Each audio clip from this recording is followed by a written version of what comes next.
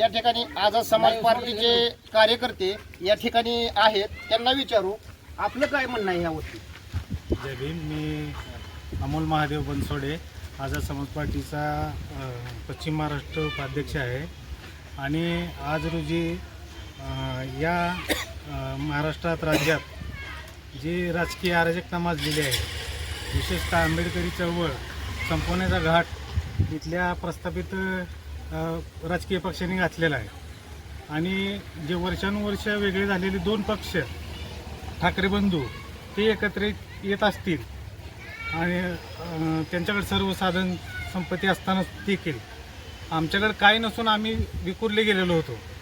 तर तोच विचार आम्ही घेऊन आज आम्ही सर्व आंबेडकरी पक्षाचं एकीकरण करून दोन उमेदवार आमच्या आंबेडकरी विचारे पक्षाचे आम्ही आज रोजी दिलेले आहेत.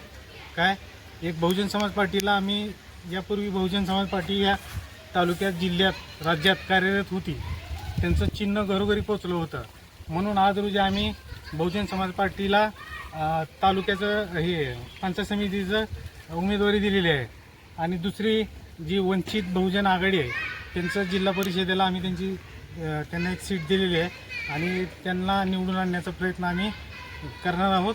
आणि मतदारांना एकच सांगणं आहे की या शोषित वंचित घटकाचं प्रतिनिधित्व करणाऱ्या